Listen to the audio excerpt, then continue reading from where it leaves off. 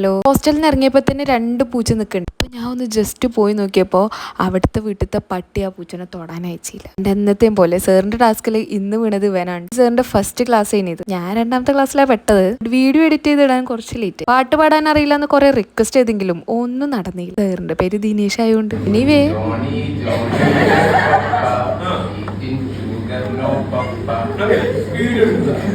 LKG പഠിച്ച ജോണീന്റെ lyrics പോലും മോൾക്കറിയില്ലേനു. ഇനിവേ ഓന് ഒരു ഹഹന്ന് പറഞ്ഞ് നിർത്തി. എന്തായാലും നമ്മള് ക്ലാസ് ഒക്കെ കഴിഞ്ഞ് ഫസ്റ്റ് ബ്രേക്ക് കഴിഞ്ഞ് നമ്മള് ക്ലാസ്സിലേക്ക്. ഇന്നത്തെ എന്റെ ക്ലാസ്സിൽ ഞാൻ ഉച്ചവരെ ക്ലാസ്സിൽ നിന്നുള്ള. എന്റെ അതാണ് കോഴിക്കോട് കാട്ടോ കല്യാണം കഴിപ്പിച്ചത്. അതുകൊണ്ട് എന്റെ അമ്മ ഗോൾ, ഞാൻ പഠിക്കുന്നതും കോഴിക്കോട്, ഓളുള്ളതും കോഴിക്കോട്. ഉമ്മാന്റെ ഒരു വരവില് 2 കാര്യം സാധിക്കും. അമ്മ ആയതുകൊണ്ട് പറയല്ല. എന്റെ അമ്മച്ച ഒരു പാവ. 6 മണി വരെ ക്ലാസ്. അങ്ങനെ പെർമിഷൻ ഒക്കെ കിട്ടിയിട്ട് ഞാൻ നേരെ താത്താന്റെ വീട്ടിൽ പോയി.